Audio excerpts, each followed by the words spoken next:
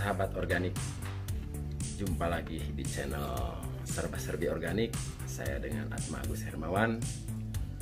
Dalam video kali ini saya akan menjelaskan bagaimana cara membuat bandrek herbal atau yang sering umum disebut adalah wedang jahe atau sari jahe.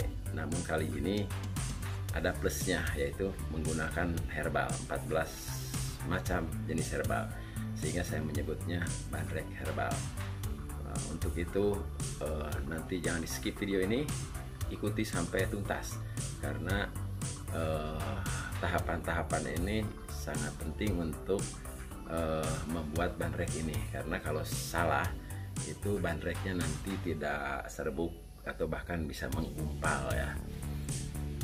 Nah, mudah-mudahan video kali ini akan bermanfaat. Jangan lupa subscribe untuk mendukung channel Serba Serbi Organik ini agar banyak manfaatnya bagi orang banyak. Sahabat organik, ini adalah bahan-bahan bandrek herbal selengkapnya. Nah, namun jika teman-teman sahabat organik tidak punya bahan selengkap ini, tidak usah khawatir dan tidak usah kecewa. Gunakan saja yang ada saja. Yang utamanya adalah, pertama adalah jahe merah ya, yang harus ada, wajib, karena adalah bandrek. Terus yang kedua adalah gula putih, ketiga adalah gula merah, dan keempat adalah serai. Ya, kelima kalau ada lagi akar alang-alang, akar pinang. Itu saja sudah cukup ya, ataupun hanya 3 saja atau 4 bahan saja sudah cukup. Yang penting, yang utamanya adalah jahe. Baik sahabat organik, kita akan lanjutkan untuk pengenalan bahan-bahan pembuat untuk bandrek herbal, atau biasa disebut juga sari jahe atau wedang jahe. Kalau di Sulawesi sering disebut saraba, kurang lebih sama lah gitu. Cuma kalau di Sunda adalah bandrek. Namun karena ini menggunakan herbal, dicampur herbal sehingga saya namakan adalah bandrek herbal. Bandrek herbal yang instan ya, nanti jadinya seperti ini teman-teman. Nah, seperti ini. Jadi semua bahan-bahan ini, nah ini sudah instan, tidak perlu lagi pakai gula. Ini sudah termasuk gula di dalamnya ya. Jadi nanti teman-teman akan membuat sampai jadi serbuk begini. Jadi jangan di skip videonya atau jangan diloncati ya, harus diikuti tahap demi tahapnya, karena ini akan sangat penting untuk menjadikan serbuk jahe instan ini. Oke, kita lanjut saja pengenalan bahan-bahannya, yaitu jahe merah. Kita teman-teman pilih yang sudah tua seperti ini ya. Nah, jadi jahe merah seperti ini sudah tua. Saya akan sampaikan ini adalah untuk satu resep ya. Jadi kalau teman-teman nanti mau buat setengah resep, tinggal dibagi 2 saja gitu, atau seperempatnya tinggal dibagi 4 ya.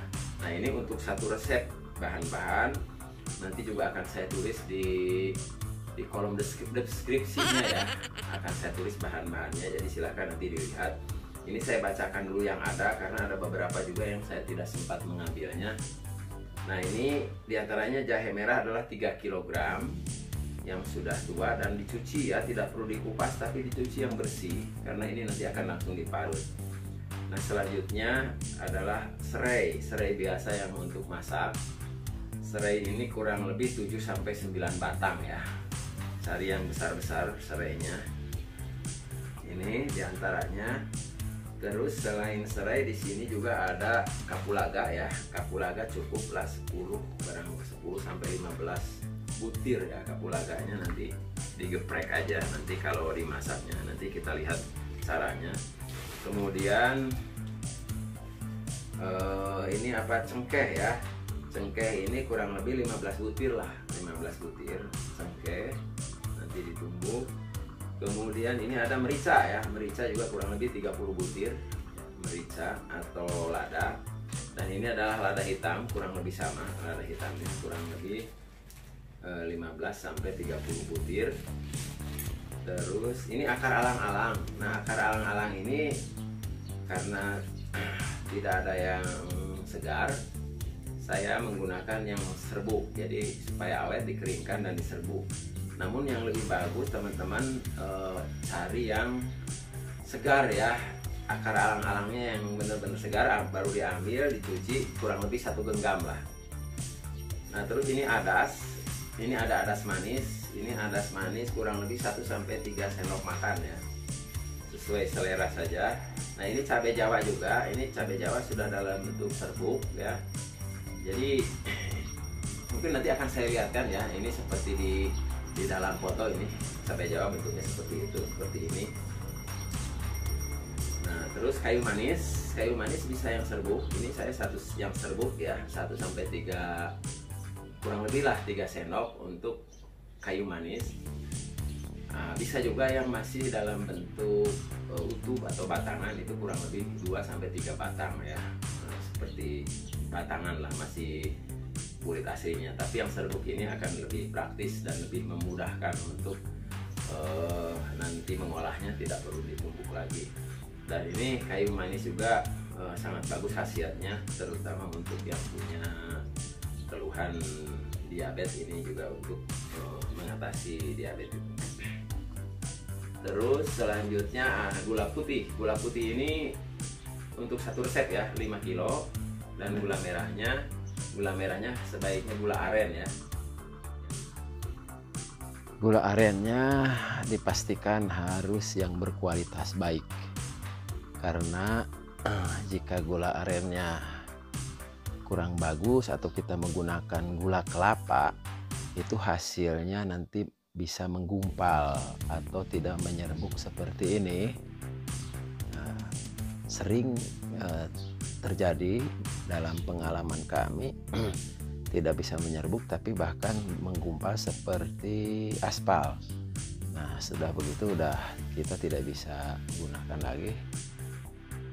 Terus di sini mungkin ada yang tidak ada bahannya di sini, nanti akan saya tulis di deskripsi, yaitu akar pinang ya. Akar pinang itu kurang lebih juga sekitar 7-10 batang lah gitu untuk akar pinangnya. Akar pinang sebaiknya akar pinang biasa ya, bukan pinang yang biasa itu, tapi akar pinang yang buah pinangnya biasanya untuk makan sirih. Diambil aja akarnya saja, kurang lebih 10 sentian, sekitar 7-10 atau 5-10 batang lah, seukuran 10 sentian, kurang lebih seperti itu. Terus juga yang tidak ada bahannya di sini, yang saya tidak bisa tampilkan, diantaranya jinten ya. Yang jinten itu juga tidak ada, itu bisa ditambahkan. Terus bunga lawang nanti bisa lihat di gambarnya ya, bunga lawang. Itu untuk bahan-bahannya. Selanjutnya nanti kita akan ke pengolahan, saya akan jelaskan sejelas-jelasnya. Oke, terima kasih. Kita lanjut ke pengolahan. Jahe yang sudah dibersihkan tadi, selanjutnya dilakukan pemarutan. Jadi parut bisa seperti itu manual, tapi juga bisa dilakukan dengan cara menggunakan mesin parut ya, supaya mempercepat. Untuk bahan lainnya seperti akar pinang, serai, akar alang-alang bisa ditumbuk atau digeprek seperti ini, sehalus mungkin atau semancur mungkin. Tujuannya agar sari-sarinya bisa keluar saat bersama-sama dimasak dengan bahan lainnya. Begitu juga dengan bahan lainnya seperti merica, cengkih, kayu manis. Jika belum berbentuk serbuk, bisa langsung ditumbuk, disatukan seperti ini. Untuk selanjutnya nanti digabung dengan bahan-bahan lainnya. Khusus untuk jahe, setelah dilakukan pemarutan seperti ini, kemudian ditambahkan air kurang lebih 1 gelas dari 1 resep ini untuk awal. Jadi ingat, airnya jangan terlalu banyak, karena ini akan berpengaruh nanti di saat pemasakan, akan menjadi menambah waktu pemasakan. Jadi secukupnya saja air, tujuannya untuk memeras ya, supaya sari-sari jahe itu keluar. Nah, diremas-remas seperti ini. Kemudian nanti diperas. Pemerasan ini bisa dilakukan sebanyak 2 kali. Jadi setelah diperas, dikembalikan ke tempatnya, kemudian ditambahkan air lagi kurang lebih 1-2 gelas. Secukupnya saja, silakan diatur, yang penting jangan terlalu banyak air.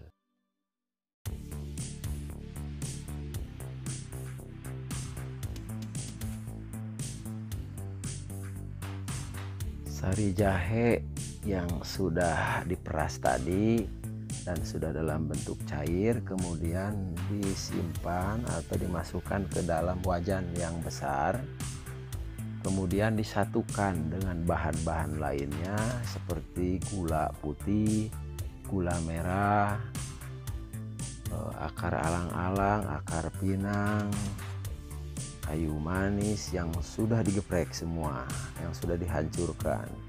Ada cengkeh, merica, dan lain-lain, semua disatukan dalam bentuk yang sudah hancur atau halus ya. Nah, selanjutnya dilakukan pemasakan.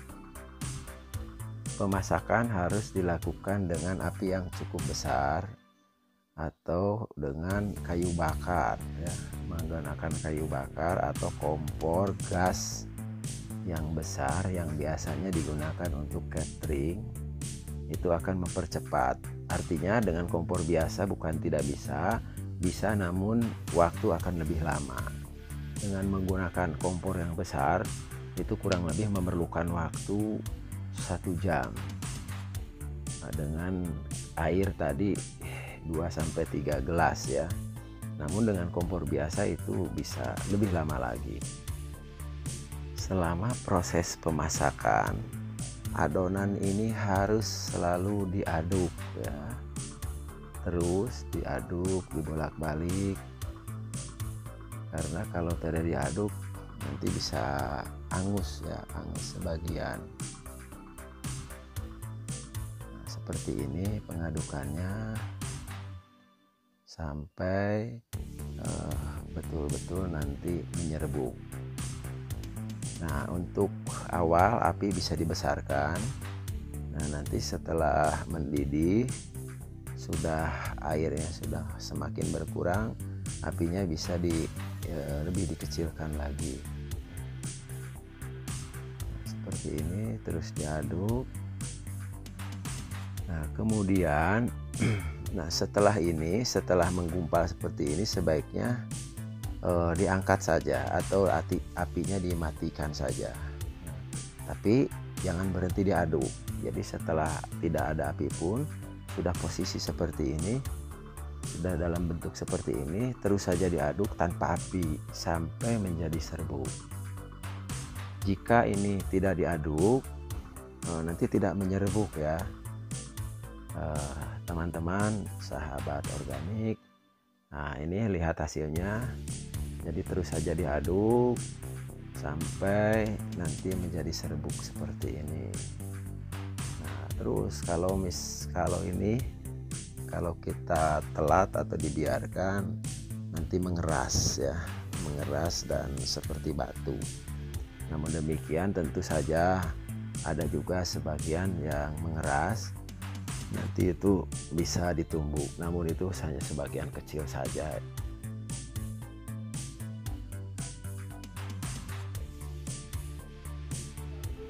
Nah, seperti ini jadinya sahabat organik. Nanti setelah jadi kita pisahkan dari bahan-bahan yang kasarnya. Nah, kemudian diayak ya, yang halusnya untuk kita pisahkan. Ini tujuannya untuk memisahkan yang kasar dan serat-serat yang dari bahan-bahan yang kasar tadi, seperti dari akar pinang, dari serai, dari akar alang-alang. Nah, bahan-bahan sisa ini atau ampas tadi ini juga jangan dibuang, kita bisa seduh untuk minum kita sendiri ya. Demikian sahabat organik, praktek membuat bandrek herbal berhasil. Selanjutnya silahkan teman-teman mau dikemas di dalam botol untuk dijual atau di dalam toples saja, dalam suhu normal ruangan dan dalam wadah yang tertutup. Sari jahe ini atau bandrek herbal ini bisa tahan 1-2 tahun, itu tidak akan rusak. Dan ini adalah minuman instan sehingga praktis. Kapan saja teman-teman mau minum tinggal seduh tanpa harus menambahkan gula lagi, dan tahan disimpan. Terima kasih, semoga bermanfaat.